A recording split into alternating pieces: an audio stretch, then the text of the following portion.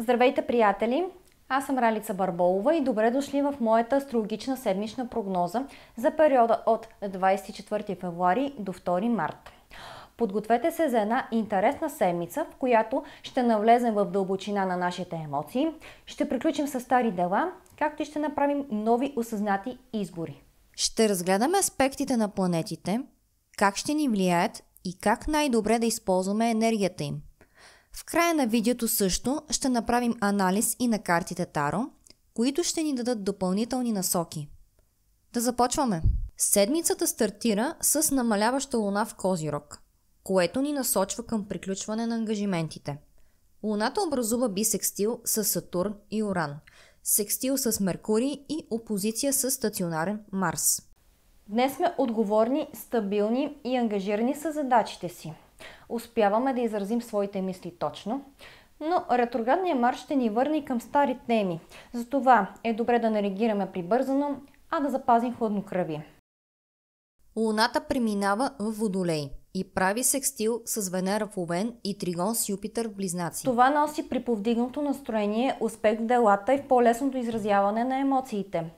Преговорите вървят по-гладко, а социалните контакти ни носят вдъхновение. Луната остава във Водолей, но вече прави квадратура с Уран и тригон с Юпитер. Възможни са неочаквани обрати, напрежение и изненадващи ситуации. Важно е да запазим оптимизъм и да останем гъвкави, за да постигнем по-добри резултати. Луната навлиза в Риби и се намира в своята най-намаляваща фаза преди новолуние. Ден за освобождаване от старото и започване на нов цикъл. Идеален момент за вътрешна работа, медитация и поставяне на нови намерения. Свързваме се с интуицията си и правим осъзнати промени. Луната преминава в Овен, прави съвпад с Венера и Нептун, както и секстил с Плутон. Марс вече е в директно движение. Енергията се активира и амбициите се събуждат. Важно е да внимаваме с бурните реакции и емоции, но секстилът с Плутон ще ни помогне да преодолеем предизвикателствата. Ретроградната Венера в съвпад с Луната в Овен и квадрат с Марс може да донесе напрежение в взаимоотношенията.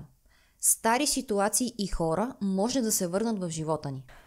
Ключът е да подходим с разбиране и да не налагаме мнението си на всяка цена.